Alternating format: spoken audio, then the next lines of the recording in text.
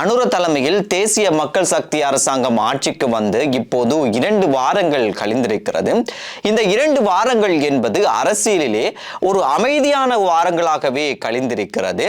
இதில் பேசப்படுவதற்கு எந்த பரபரப்பான செய்திகளும் இருக்கவில்லை என்றுதான் சொல்லலாம். இந்த அமைதியான சூழ்நிலையை பார்க்கின்ற போது இந்த அரசாங்கம் அவர்களுடைய எதிர்கால திட்டங்களை மிகவும் பொறுமையாகவும் கவனமாகவும் செய்து கொண்டு செல்கிறார்கள் என்றுதான் நினைக்க தோன்றுகிறது. இருந்தாலும் அனுரவுக்கு வாக்களித்தவர்கள் இந்த பொறுமையும் கவனத்தையும் அவர்கள் எதிர்பார்க்கவில்லை. அவர்கள் இவரை ஜனாதிபதி ஆக்கியதன் பின்னர் எல்லா திருடர்களையும் பிடித்து கைது செய்ய வேண்டும், பெரியோர் அரசியல் மாற்றத்தை ஏற்படுத்த வேண்டும், அதுவும் உடனடியாக நடக்க வேண்டும் என்று இவர்கள் எதிர்பார்த்தார்கள். ஆனால் அந்த எதிர்பார்ப்பு என்பது நடந்ததாக தெரியவில்லை. இதனால் அனுரவுக்கு வாக்களித்த சிலரும் அனுரவுக்கு வாக்களிக்காதரும் ஒரு பெரும் அதிருப்தியில் சிலர் இருந்து வருவதையும் காணக்கூடியதாக இருக்கின்றது. ஆனால் தேசிய மக்கள் சக்தியினுடைய அரசாங்கத்தை பொறுத்தவரைக்கும் அவர்கள் மிகவும் தந்திரோபாயமாக அவர்களுடைய காய்களை நகர்த்தி கொண்டு செல்கிறார்கள்.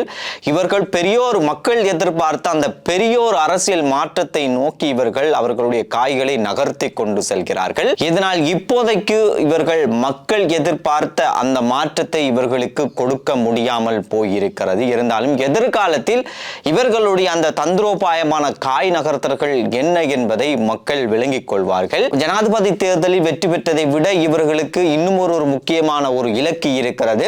இந்த ஜனாதிபதி தேர்தல் மூலமாக பெற்ற அதிகாரத்தை அர்த்தப்படுத்த வேண்டிய ஒரு தேவை இவர்களுக்கு இருக்கிறது. இதனை இவர்கள் எதிர்வரக்கூடிய பாராளுமன்ற தேர்தலை வெற்றி பெற்று 3/2 பெரும்பான்மை எடுத்துத்தான் இவர்கள் இதனை அர்த்தப்பட வேண்டிய ஒரு தேவை இருக்கிறது. எனவே அதை நோக்கித்தான் தேசிய மக்கள் சக்தி இப்போது நகர்ந்து கொண்டிருக்கிறது. அவர்களுக்கு அதுதான் இப்போதைக்கு ஒரு முக்கியமான ஒரு இலக்காக இருந்து கொண்டிருக்கிறது. இந்த அடைவு அடையத்தான் கடந்த ஜனாதிபதி தேர்தலில் கூட தேசிய மக்கள் சக்தியினுடைய ஆதரவாளர்கள் அவர்களுடைய மகிழ்ச்சி கொண்டாட்டங்களை எல்லாம் தியாகம் செய்திருந்தார்கள். ஒரு தூய்மையான ஒரு பாராளுமன்றத்தை கட்டியெழுப்ப வேண்டும் என்பதுதான் இவர்களுடைய ஒரு பெரிய ஒரு அரசியல் மாற்றமாக இருக்கிறது. அது ஒரு இலக்காக இருக்கிறது. அதனை நோக்கி இவர்கள் அந்த அரசியல் மாற்றத்தை இவர்கள் கொண்டு செல்கிறார்கள். களைகளை பிடுங்குவோம், பூஞ்செடிகளை நாட்டுவோம் என்கின்ற தொனியில் இவர்கள் இந்த பாராளுமன்ற தேர்தலை எதிர்கொள்ள இருக்கிறார்கள். களைகள் இல்லாத ஒரு பூக்கள் நிறைந்த ஒரு பிரதிநிதித்துவத்தை எடுப்பதற்கு இவர்கள் முயற்சி செய்து வருவதை காணக்கூடியதாக இருக்கிறது. நாங்கள் கேள்விப்படுவது போல ஜனாதிபதி அனுர இந்த நாட்களிலே நள்ளிரவை தாண்டி 2 மணி வரைக்கும் ஜனாதிபதி செயலகத்திலே வேலை செய்து கொண்டிருப்பதாக தெரிகிறது.